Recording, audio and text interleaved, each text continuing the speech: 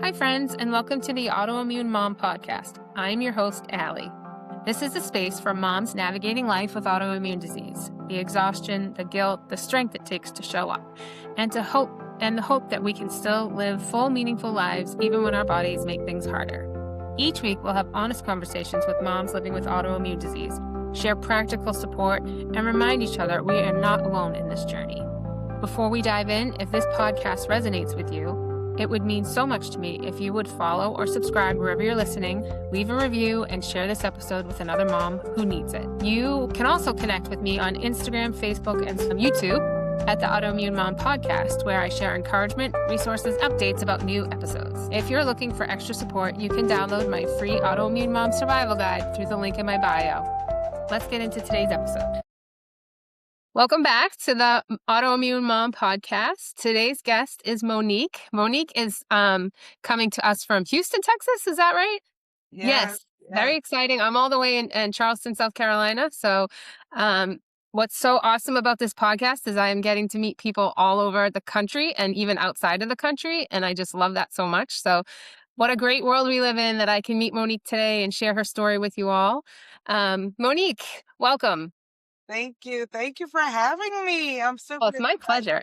I so appreciate your willingness to share your story. I think there's so much value in us moms and women just sharing our stories and feeling less alone and more connected to a community of people who just understand it. So thank you for that. Okay, so Monique, tell us a little bit about yourself today. Where I just said you're in Texas, but tell me a little bit about your family life. What are you doing for work? Your diagnosis, all that kind of stuff. Oh yeah, sure. I was raised by my mother. I'm actually originally from Queens, New York. Okay. She had me, she flew me out to Florida so she could finish school with my grandmother.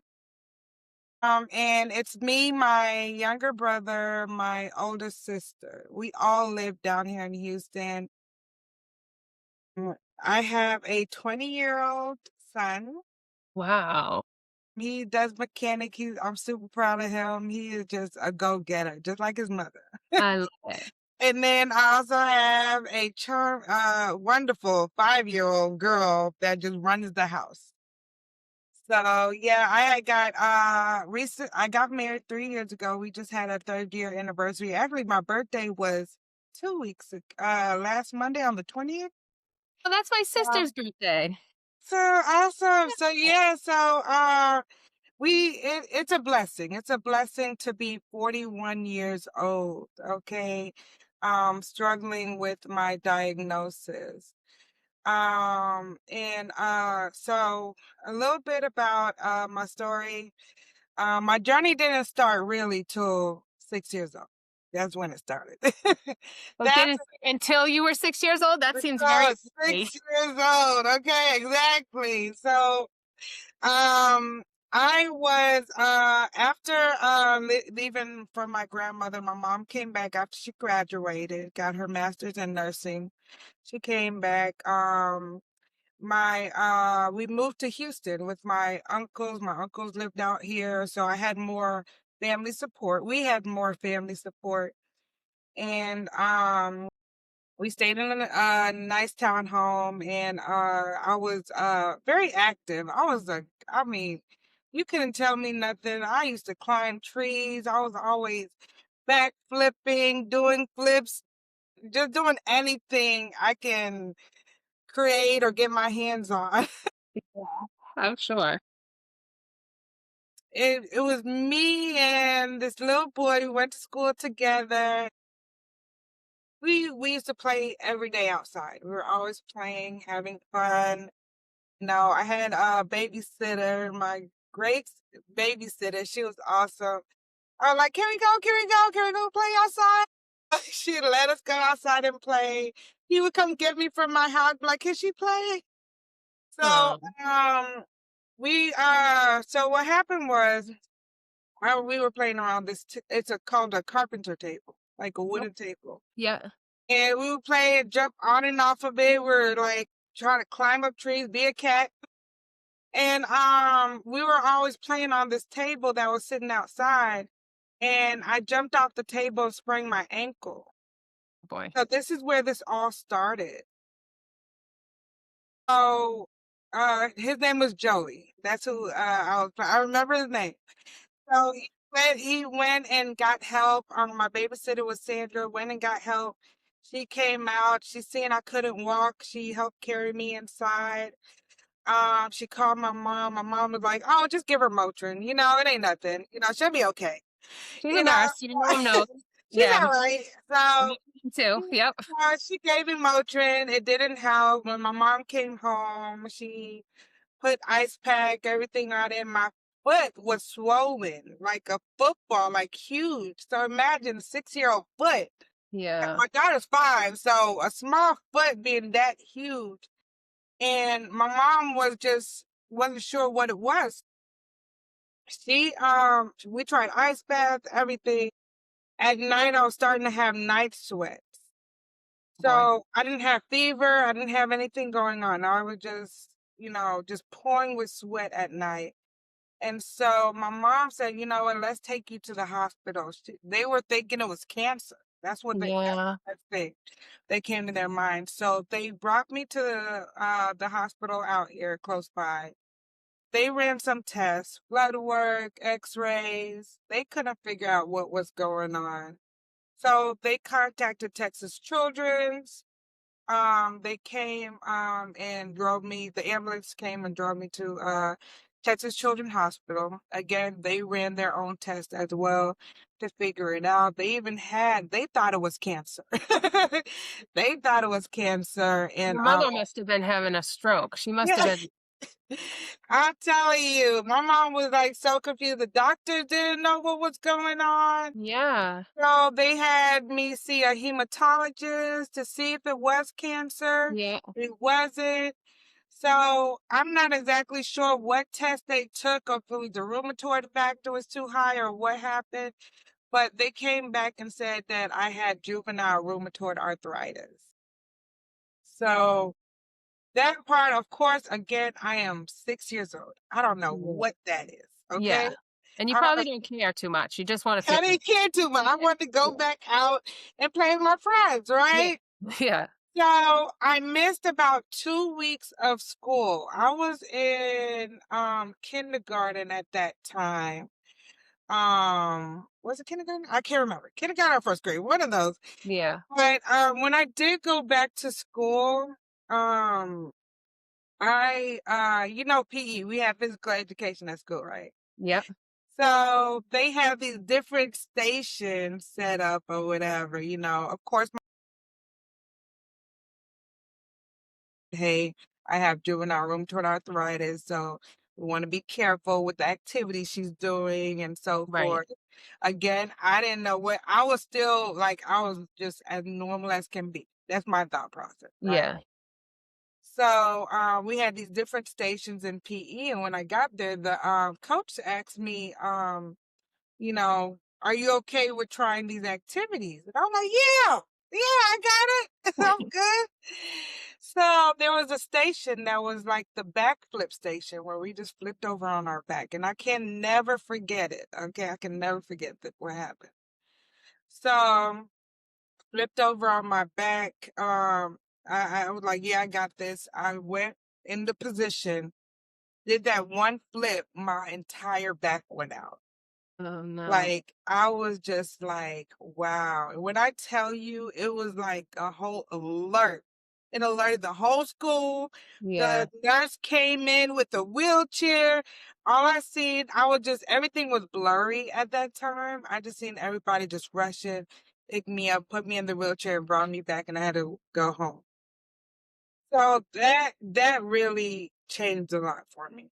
And Yeah. that's when a lot of stuff just started for me, and I just realized like, wow, I can't do what everybody else is doing anymore.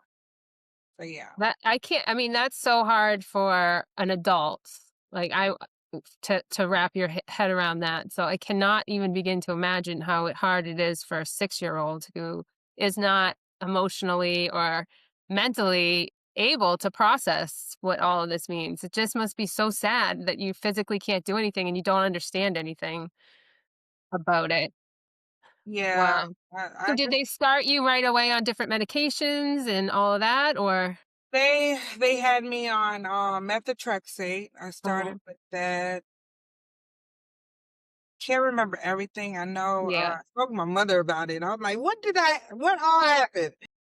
And, she, said they did start me on methotrexate and, just pain medicine, medication and stuff like that. I'm pretty sure I probably was on prednisone as well. I'm sure. Who isn't on that stuff at some point in their Right, life? which blew me up. I Oh, just, as I went through school, I did get held back for a year because I missed out on so much work and yeah, everything. So they did hold me back. I was supposed to graduate in 2023. I ended up graduating in 2024. So I got held back in first grade and then we went from there. But yeah, with all the medications I was on, I mean, I blew up. My face started getting all moody. We get the movies yeah. and all that. That stuff is terrible. I mean, it does make you feel better, but it's Yeah. like it induced a rage in me at one point that I was like, I don't think I'm gonna hurt my kids, but I can't really be It sure. I makes you was like, strong. One thing I like about person sound, it does make you strong. yeah, yeah. I was like, The effects. I can't take this stuff anymore. I was way overprescribed, which was the problem, but yeah, that stuff it's like a miracle in one sense because you're in so much pain and it does take it away immediately. Yes. But Yes. the side effects are just not good. Not good at all. So you obviously were diagnosed young and um you have a 20-year-old son. So you've been through two pregnancies and a 5-year-old daughter. So you've been through two pregnancies, very different stages in your life. Sounds like they're 15 years apart. Yes. Um so I'm interested in talking a little bit about that because I've talked to many women who pregnancy, they feel great and then it's not so good afterwards. So I'm interested to know what it was like when you were in your 20s as opposed to when you were a little bit older. Yes, for sure. Yes. Okay. So when I graduated high school, immediately went off to college. And my mom, she was the type of person that was really, really strict. Mom ended up actually moving to New York. So during my high school years, I was staying with my aunt. Okay. So yeah, after high school, I graduated. We moved I went to Lamar University, where I was supposed to be going to college, but I was doing other things and being fresh. But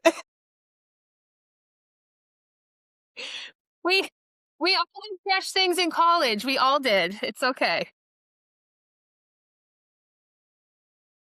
did end up pregnant while I was in college. The father was not in his life. I had ended up moving back to Houston to take care of my baby, moved back in with my aunt.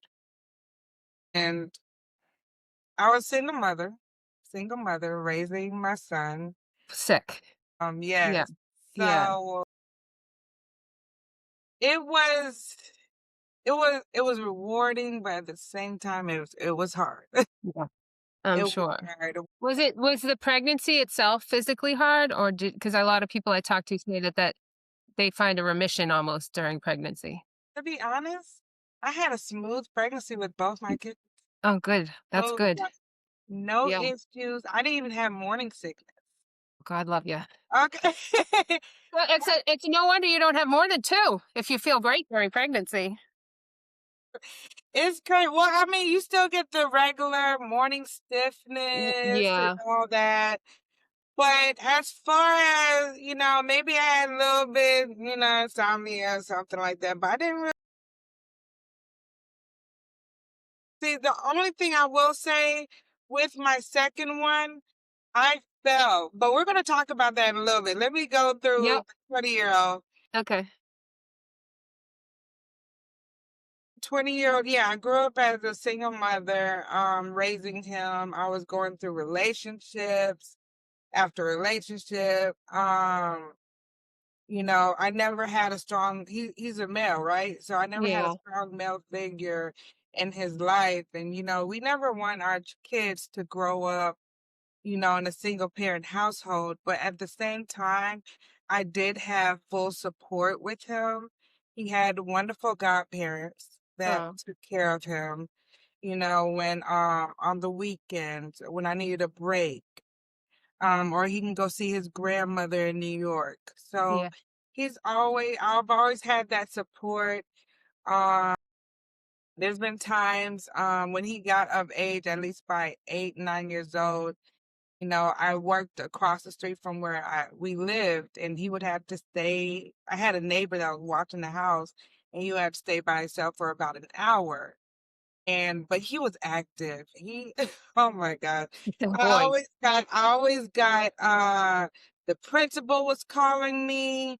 He was doing something. They said he had ADHD, right? So I had to get him on medication for that because he was doing stuff to endanger others, Yeah. the teachers and the staff. But I've always stayed strong, and I did what I had to do as a parent. And we don't wish for our children to go through whatever we went through, right? No, we don't. So I always just make sure parent him. Yeah. Make sure I always gave him good advice as he was getting older. But yeah, like he's 20 years old now. He's a mechanic. I love it. He started school, he went to college for a little bit, but he just felt like it wasn't for him. But he always stayed on straight. Like his head has always been on straight, and he's seen what I've went through. He's seen what we went through. Mm-hmm. Bouncing from place to place. At one point I had to make a decision and send him to New York to go stay with my mom, because I couldn't do it. Yeah. Life was happening. Yeah. I was in between homes. So I had to make a decision where, hey, mom, can you keep him for, a few so that until I get myself together. Yeah. And God love so him. that hurt, but I ended up moving to New York. Did you? So when he moved, like a year later, I moved to New York to be with him. This is when he was like in middle school age. He was going to sixth, seventh grade. Yeah. I ended up moving to New York. Now we know New York is cold. Okay. Yeah. I know. Yeah, okay. I'm from Boston, so I get it. So I had something did happen with I started, of course, I get all my doctors transferred out in New York, started seeing a rheumatologist and so forth. My hips deteriorated. So it No. got to the point where it was bone on Yeah, Ben. working. I was making sure my health was okay. My blood pressure went up as well.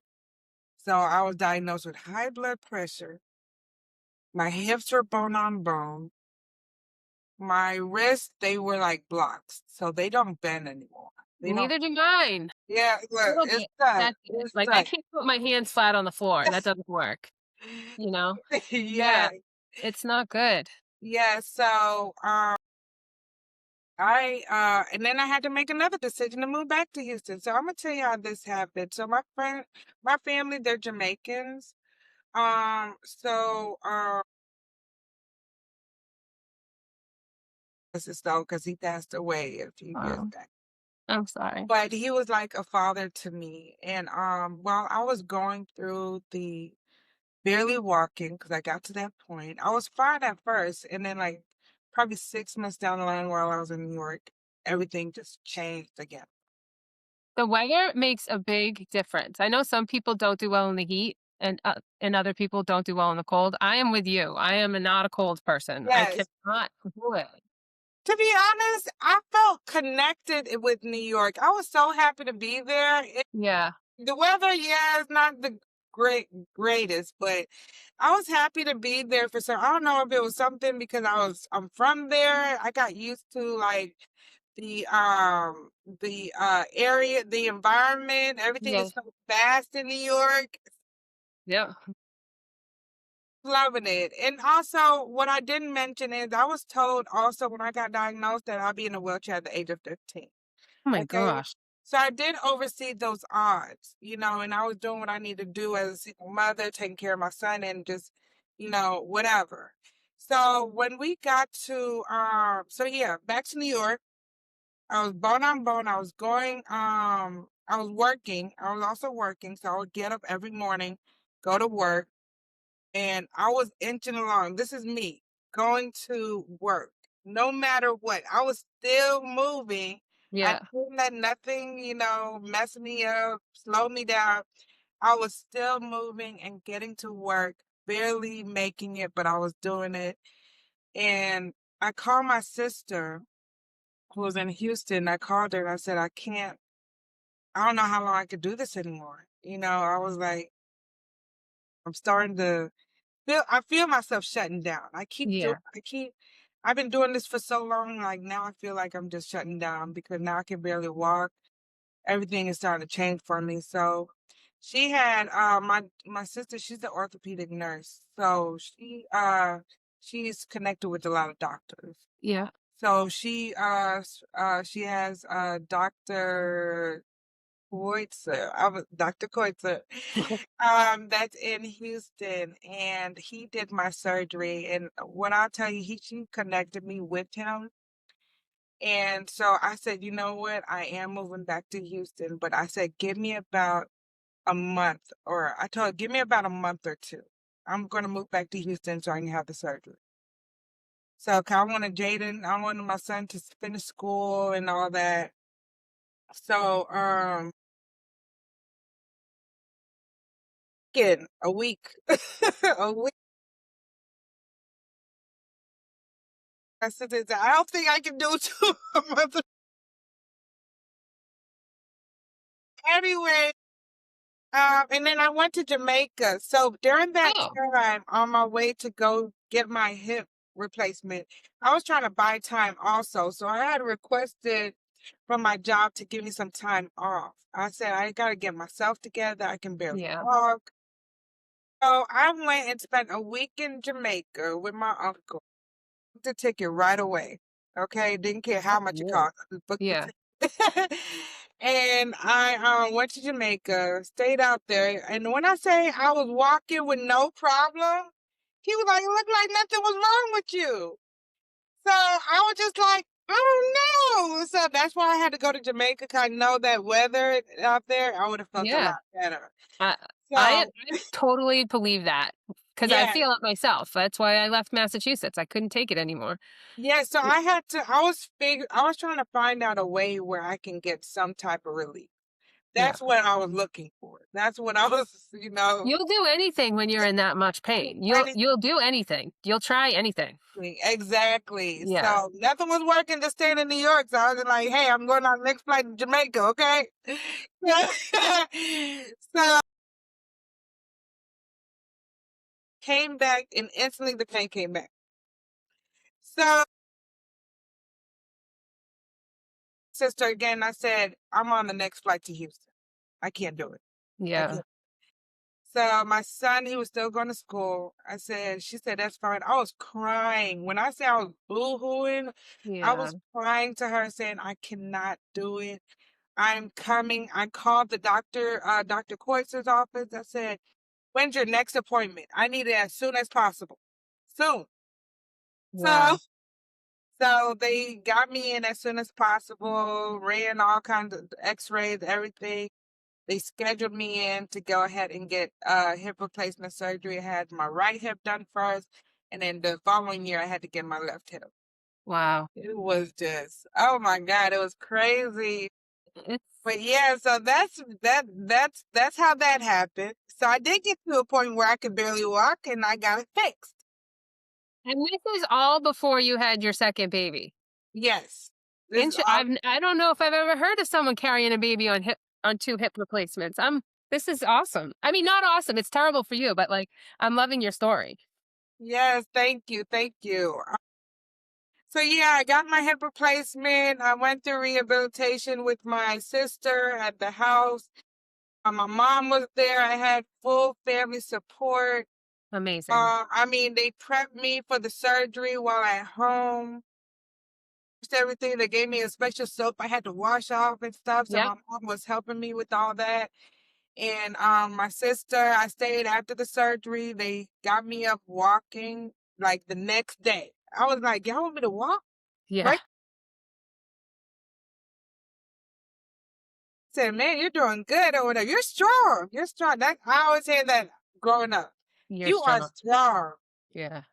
Um, yeah, so I stayed with my sister and she would make sure I get up, walk or whatever, do something around the house and stuff like that, just to get my legs going and stuff like that. So yeah, Right. it was awesome. It was awesome.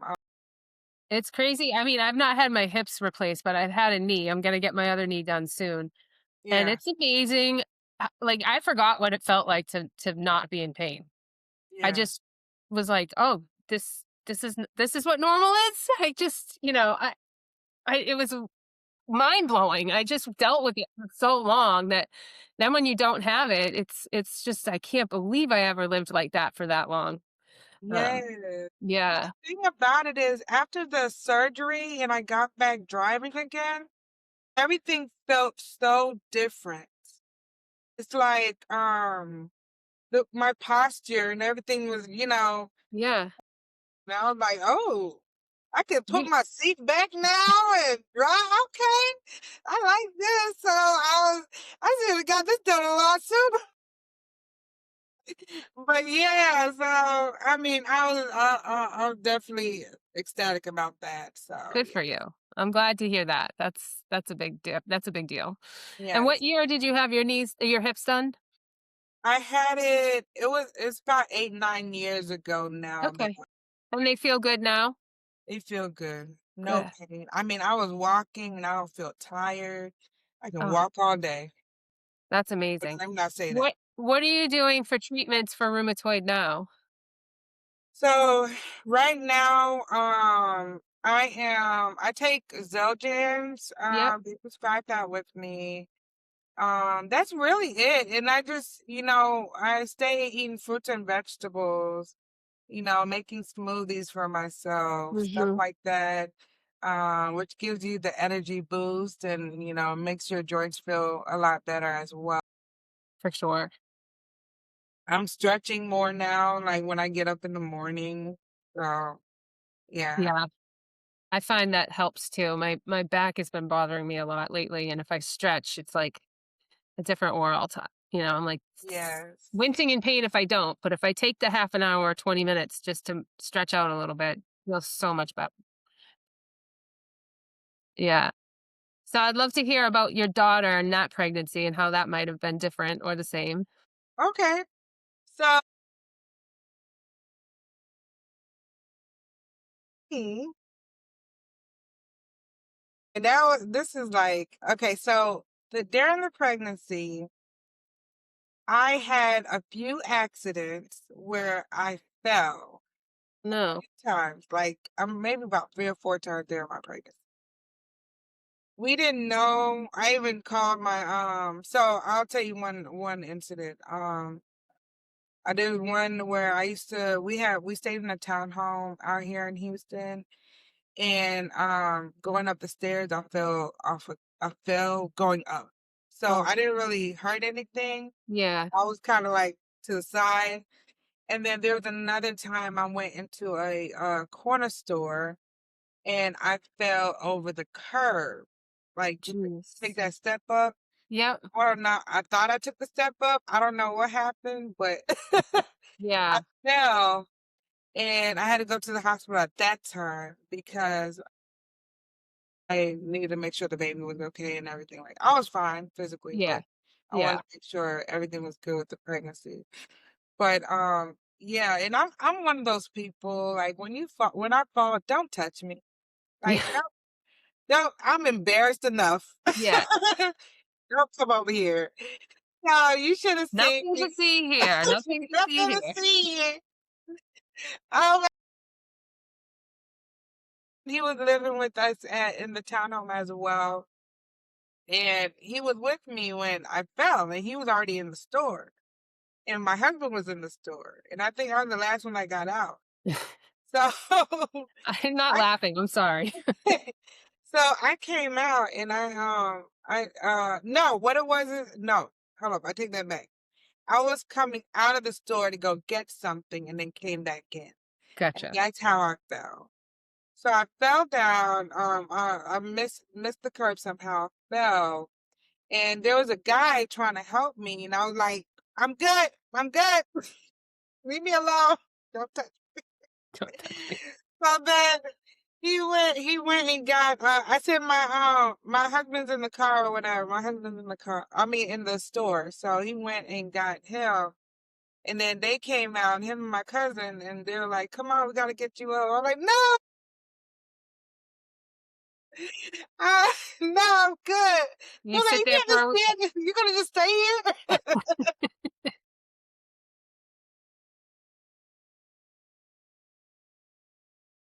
Need to get. oh my gosh. Yeah, I went to the hospital. Everything's been good. Honestly, I didn't get no real like symptoms with her either. Just Perfect. partly that, and I think that had more pertaining to my hip replacement. I Yeah. called the doctor and I'm like, "What's going on with these hips? I can't even stay. I can't even walk properly. I keep tripping." Oh my Because gosh. I've always been the type of person to be very careful. I'm Yeah. always careful. Well, So yeah, when because if me you fall, falling, it's a different game than if a yeah, me person who doesn't have falling this. is Yeah. I can't catch myself. So I've always been the type of person, even when I drive, I am so careful. Like you can go first, go ahead. Like it's Yeah. all- you Yeah. know. But yeah, I've always been the careful type. So I was just curious, like, what's going on? And so they said it could be, a balance thing with, when you have a hip replacement or something. Yeah. That's interesting. I was just like, okay. When you delivered your daughter, did you have symptoms like of RA come back strong, or was it like you still felt good? The That's stuff so good. That's encouraging for women who are listening who are wanting to have babies. I've talked to a couple because a lot of times there's horror stories of afterwards it comes back not in a vengeance. So it's nice to know that that's not always the case. Everybody is different. right. Everybody's Yeah. different. I will say this that both pregnancies, I did have to have a C-section. I don't know if it's different for anybody, but I've always had to have a C-section. Yeah. That's the Okay. only thing. Yeah. Because my hips couldn't expand, to deliver a baby. That makes So, sense. yeah. Yeah. I mean, that's something I wouldn't have thought about. Interesting. So Yes. what do you do now for work, Monique? Right now, so I work from home. I love it. Good for you. Good for Ever you. since COVID, I've been working from home, and I am also a tax preparer. Oh, I'm also a legal shield independent associate where we assist people with having access to legal services and identity protection. wow. That's Yes. awesome. I love it. Tax preparer. I hate taxes and I hate doing my taxes. Yes, yes. I So love I it. mean, I mean, when tax season comes, you're gonna get all kinds of personalities come your way. They're gonna be like, "It's half the time," I'm I'm like, sure. I'm sure. I work with the public just in a different perspective. I'm in real estate and I've done other things with the public too. So I'm well aware of the quality of people that comes out when there's stress involved in a situation. And taxes are stressful, so I can only imagine what you deal with yes, um in tax season. yes, for sure. um well that's great. So I know you wrote a book. Let's talk a little bit about your book. Yay! Okay, so this is my book. It's called Arthritis and Me, by Monique McKenzie. So this book tells my story. Okay, so you got the Cliff Notes version. But it mentioned everything, regarding death, like in relationships, you Yeah. know, Uh-huh. you're talking to your boyfriend, your significant other, how that goes. Relationships I've been through, depression from a Yeah. loss of a family member, Oh what I no. went through with that. It talks about my story, growing up with rheumatoid arthritis and being a single mother. At 14, I actually will tell you how I came about writing a book. Yeah, I'd love to hear it. I was, this is when I was actually, this was when I was in New York. I came to visit my mom in New York. And I told her that I'm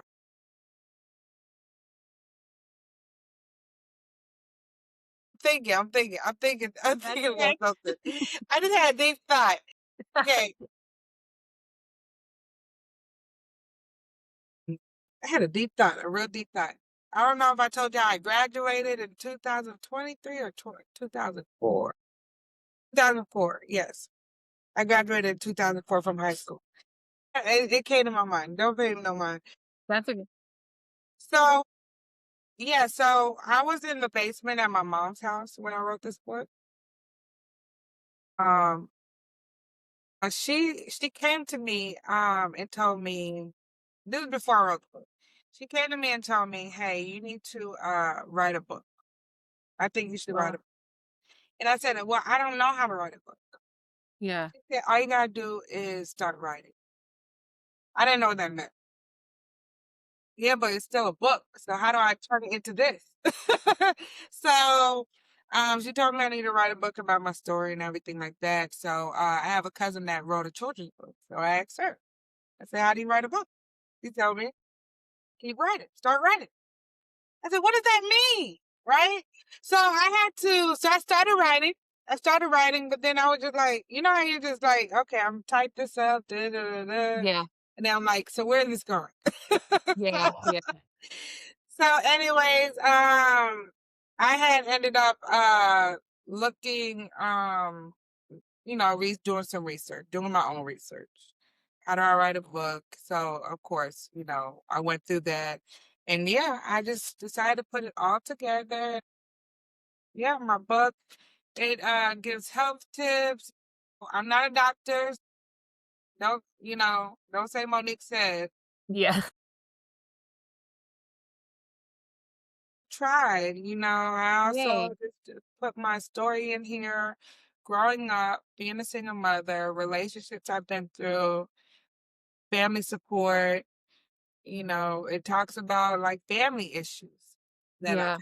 had. We're all Do you still think do people. you think rheumatoid has played a part in your relationships and like that you write about in the book? Like is it um what am I trying to say here, Monique? I don't know. Rheumatoid. If Do you think rheumatoid freedom. that a lot of the relationships you went through were influenced or had any kind of effect on on those relationships with the your illness that you were dealing with? And that's what it'll explain. It could talk about like sexual relationships, Yeah. things like that. Yeah. Uh, Put a strain on relationships when you yeah, don't. like when I went through depression, with the loss of a family member, that did to my joints, Oh, it's terrible. things like that. Stiff. I ended up with a pink eye. And don't even know how I got a pink eye. I was like, Oh what? boy. But Stress stress is my biggest trigger, and most people I talk to, yeah, they believe me that their immune systems just crash when they're in a stressful life. And obviously grieving is the most stress you can go through. Uh, right, right. I've had a flare up only one, I would say one and a half times. Only because Okay. the other time I was able to calm it down. But I had a flare up one time where I ended up in the ER and they had to admit me. I got to a point where my whole body was like it rained. And Yeah. they had to stick me in this big old tub Yeah. and give me some fluids and stuff like that to calm my was so stiff, I couldn't move, I couldn't walk. Yeah. It's unfortunately a common theme I hear, that people go through these stages like that, and I had my own stage, and it's terrible. And people just don't realize how hard that is and how much pain one body can be in at one time. It's I know you said they thought you had cancer at one point, and I can remember saying when I was in a awful flare, like, "I wish I had cancer because I'm either gonna beat it or I'm not, and this isn't the rest of my life, and this is the rest of my life that I'm gonna be dealing with this." Yeah, I used to blame Healthiest mindset to have, and I wasn't in a good spot when I had it, but that is the honest to God's truth of what I had thought when I was struggling like that. Like, I just wish I had yeah. can I told my mom, I would come to my mom crying and let her know, like, why me? You know, Yeah. why was I the one chosen? Why, they're like, God don't make no mistakes. I'm like, why God gave it to me? you know, and why this didn't happen to my brother and sister? We both came from the same area, okay? So yeah, I used to have so many things, and I used to always say, you know what? When I got to my like in my 20s, I was like, I'm okay with it. Yeah. You go through a period where you're grieving, whether it's a grieving, you know, and then you're okay with it. But to be honest, I never really been okay with me having arthritis. No. I don't think I don't think it's, like, that's a real that's a real hard thing to be okay with. I mean, I can see some silver linings in the dark cloud that's been over my life for the last 16 years, but I'd give it back in a heartbeat, and I don't like I don't want it. I'm Yeah, not I'm not okay with going to get infusions once a month and, getting my blood drawn every 3 months and those appointments. exactly. It's like for the rest of my life, and you've been doing it since you were 6, so I can't even I'm grateful for the years I had without it, that's for sure. Yes. Um, Yes, for but sure. do you have any words of advice for any moms who think their kids might be diagnosed with this or might be struggling with it at a young age? Say, no, let your kids, if anybody that is struggling with it, do the best you can with what you get. That's all I can say. If you have a child that's struggling with it, continue to be there for them. Um, but let them fly. Let Yeah. them choose their path. Like when with me, and there's some gaps there where like I had to take a yellow school bus, you know. Then I got Yeah. to middle school, right? I got to middle school and I'm like, Mom, you gotta take me off this bus. Yeah. Like it's going in front of a school and everybody can see me. Yeah. Yeah. So you want them to be who they are, live life, you're here, you wake up every day and just thank God for it, Um just always be supportive of one another. Be supportive of what your kids are doing and just be free. If there's something that you've always wanted to do, do it. If you can, okay? I don't Yeah. want nobody to do it. Do it if it makes you feel good. And who cares what people think? Yeah. Amen. Yeah. How especially for kids. I mean, you gotta let them fly. You can't Yeah. protect them from everything, and they have to learn the boundaries of their own bodies, just as you and I had to learn the boundaries of our own bodies after replacements and whatever else. So I think that's wonderful advice. Yeah, and I had wanted to be a part of a dance team when I was in middle school also. They had a dance team. And I told my mom I wanted to be part of it, and she was just like, "Monique, you know, you have a condition, you're not going to be able to get in." Yeah. be me. I'm going in there. So I went in there and it helped me with my flexibility because we were doing all these exercises and everything, and I did Yeah, what I could do. Yes, I did not get in. Yes, I cried to my mother. Okay. She's like, I told you. But I did it, you you did know? it. Yes. And It and she was didn't steal there. your thunder, you know? No, she did You it. had to learn that the way that you had to learn it. And I think that's a Exactly. beautiful story. And it Yes. must have been hard for your mother though. As a mother, Yes. I Yes. often think that. Very. But she has always told me that, like, her strength comes from me, Oh, because, like, I've always been the type of person to just go after what I want. I mean, here it is, we're in this house and I continue to make sure the lights are on and I'm just yes. doing what I need to do.